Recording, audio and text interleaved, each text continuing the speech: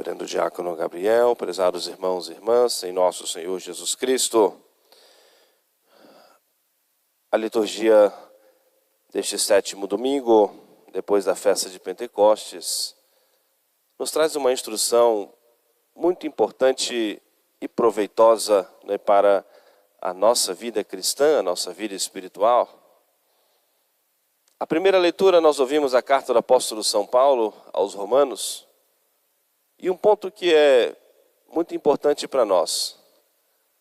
Na instrução, o apóstolo São Paulo já pressupõe que nós estamos num caminho de conversão. Ele faz referência ao pecado como algo passado na nossa vida. Outrora eres escravos do pecado, mas agora não.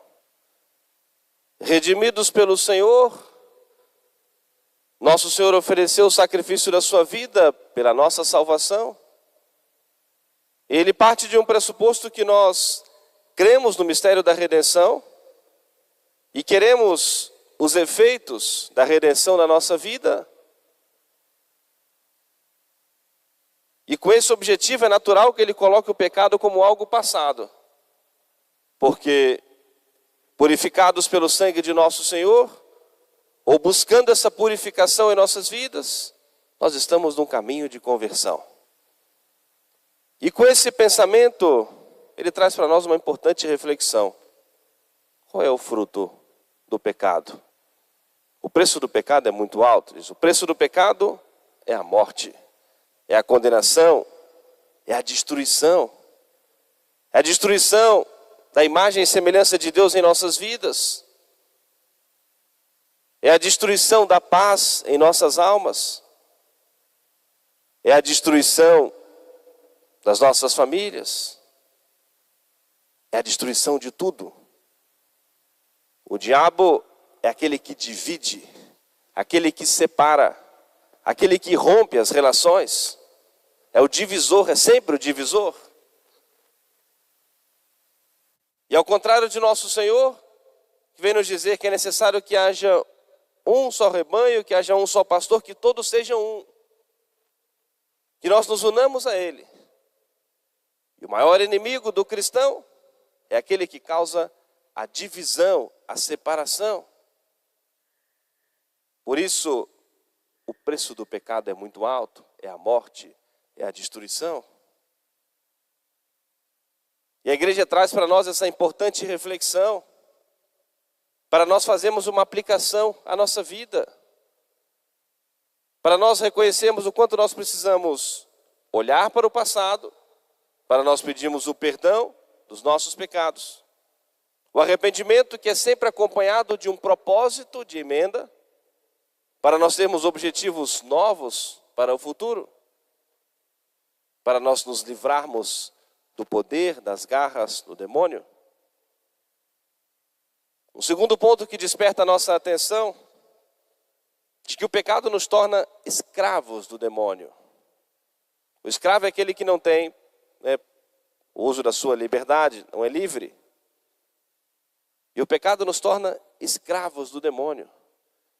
E à medida que o pecado vai perpetuando na nossa vida, vai tornando-se um vício, nós ficamos cada vez mais presos, submissos ao inimigo. E a destruição é certa.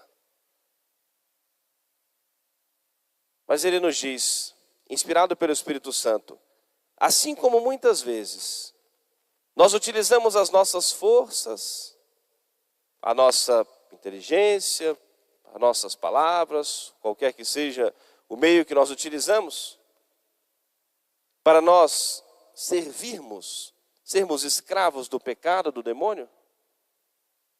Se nós estamos nesse caminho de conversão, que nós utilizemos as nossas forças, a nossa inteligência, as nossas palavras, tudo, para servirmos ao Senhor. Para nos colocarmos nessa condição de escravos, mas servos de Deus. E ao nos colocarmos nessa condição de escravos de Deus, Aí nós alcançamos a verdadeira liberdade dos filhos de Deus. O grande modelo, a grande referência que nós temos para nós, a Virgem Maria.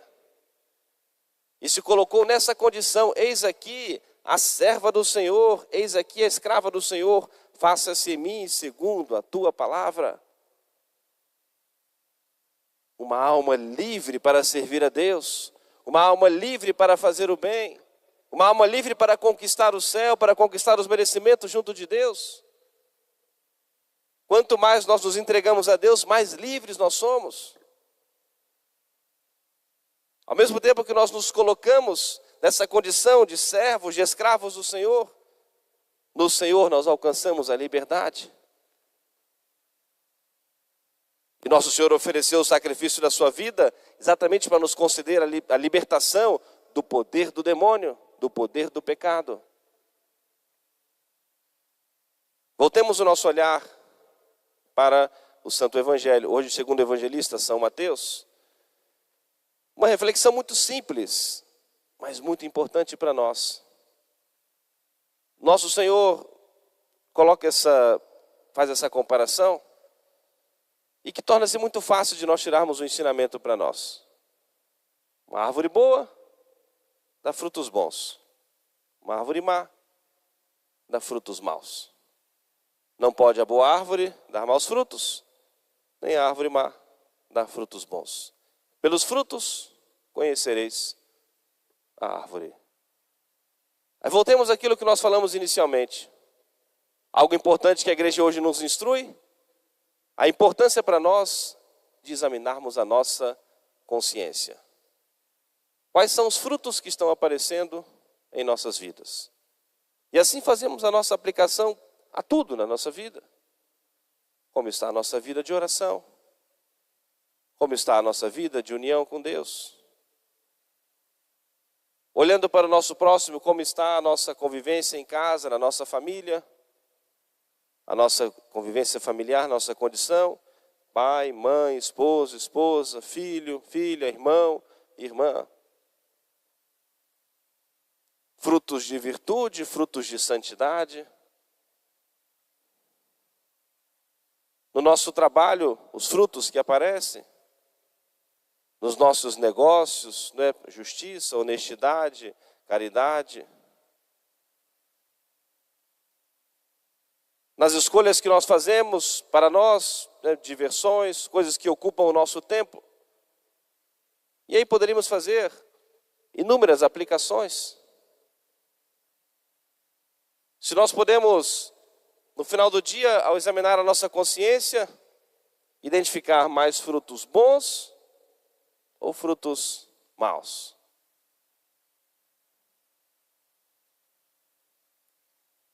E o quanto isso é importante para nós, prezados irmãos, temos a consciência de que o tempo dado às coisas de Deus nunca é um tempo perdido. A tentação, ela é sempre uma ilusão. Ela é sempre uma propaganda enganosa.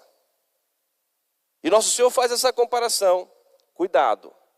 Cuidado com os falsos profetas. Não só aqueles que vêm pregar o evangelho diferente do evangelho que nosso Senhor pregou, anunciou, mas poderíamos fazer aplicações a tudo em nossa vida. O quanto o mundo moderno vive, né, uma ilusão, uma alegria de fachada. Quantos se apresentam nas redes sociais, pessoas felizes, alegres, de bem com a vida, e são incapazes de ter o mínimo respeito com as pessoas fisicamente próximas dentro da sua casa, na convivência familiar. Não tem, talvez tenha lá inúmeros seguidores, mas não podemos chamar de amigos, mas seguidores nas redes sociais, e não tem um amigo em quem possa confiar, conversar. Não consegue ter o mínimo de uma relação respeitosa, de amizade, de boa convivência. E muitas vezes vive essa ilusão do virtual.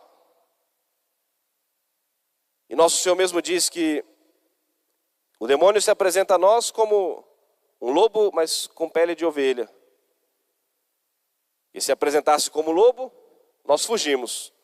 Mas apresenta-se a nós encapado com a pele de ovelha. E nós erradamente nos iludimos, e quando percebemos, somos devorados. A ilusão, a propaganda enganosa da felicidade, da infidelidade matrimonial.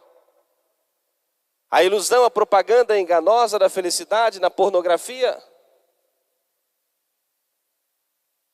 A ilusão, a propaganda enganosa da desonestidade, corrupção, tudo isso. O dinheiro, lucro a qualquer custo. Lobos encapados de ovelhas. E se nós nos deixarmos encantar, iludir por essa serpente enganosa, nós seremos destruídos, devorados com toda a certeza. E por isso voltamos ao nosso pensamento inicial, examinarmos a nossa consciência. Ao terminar o nosso dia, examine a sua consciência. Por que a igreja nos recomenda para o sacramento da confissão? Examinarmos a nossa consciência. Hoje eu lembrava, na missa das crianças pela manhã, algo tão simples, mas importante, a gente sempre recordar 5 coisas para nós fazermos uma boa confissão. O catecismo nos ensina isso. Primeiro, pensar para nós lembrarmos os pecados, examinar a nossa consciência. Segundo ponto, arrepender-se de ter ofendido a nosso Senhor, o reconhecimento de que nós não poderíamos ter feito, não deveríamos ter feito, e poderíamos, com a graça de Deus, ter evitado o pecado. O arrependimento verdadeiro e sincero é sempre acompanhado de um propósito, e já é o terceiro ponto. Pensar para lembrar os pecados, arrepender-se de ter ofendido a nosso Senhor, prometer nunca mais pecar. Auxiliados pela graça de Deus, confiantes na graça de Deus, nós nos colocarmos nesse caminho de conversão. A quarta coisa para uma boa confissão, fazermos a nossa confissão sincera, humilde, verdadeira, contar direitinho os pecados ao Padre. E por fim, rezarmos as orações, cumprirmos a penitência que o Padre nos mandar. É o caminho da nossa conversão. E o caminho da nossa conversão passa obrigatória e necessariamente pelo sacramento da confissão, por uma confissão bem feita, para sermos realmente purificados, perdoados os nossos pecados, banhados, purificados pelo sangue redentor de nosso Senhor. Portanto, prezados irmãos e irmãs, vamos nós, refletindo com a igreja, nesse domingo, abrimos o nosso coração à graça de Deus, pedimos a intercessão da Virgem Maria, para que ela nos alcance a graça de nós vermos com clareza aquilo que nós precisamos mudar, transformar, modificar em nossas vidas.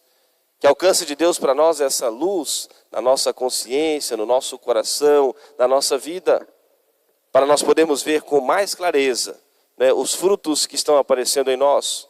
Os bons frutos, que nós agradeçamos a Deus, sejamos perseverantes nesse caminho. Identificamos frutos maus, humildemente nos colocarmos de joelhos diante do Senhor, pedimos a Deus o perdão com um propósito de emenda. Fortalecendo a nossa vontade, na nossa vida de oração, na frequência da Santa Missa, na adoração ao Santíssimo Sacramento, buscando esse caminho de conversão, o sacramento da confissão, para nós podermos ser alimentados com o corpo e o sangue do Redentor, na Sagrada Eucaristia, tudo isso para um dia nós alcançarmos a vida eterna. Como diz o apóstolo São Paulo, o preço do pecado é a morte, mas servir a Deus nos dá o céu. Servir a Deus é para um dia nós alcançarmos a vida eterna. E eu gostaria de concluir com a oração da pós-comunhão. O Padre vai rezar no finalzinho da Santa Missa, em que a igreja assim reza a Deus por nós. Fazei, Senhor, que os efeitos salutares de vossa clemência nos afastem de nossas perversidades e nos encaminhem para aquilo que é justo, para aquilo que é santo. Fazei, Senhor, que os efeitos salutares de vossa clemência nos afastem de nossas perversidades, nos afastem do mal, nos afastem do pecado e nos encaminhem para aquilo que é justo, para aquilo que é santo, por Jesus Cristo, nosso Senhor. Amém. Louvado seja nosso Senhor Jesus Cristo.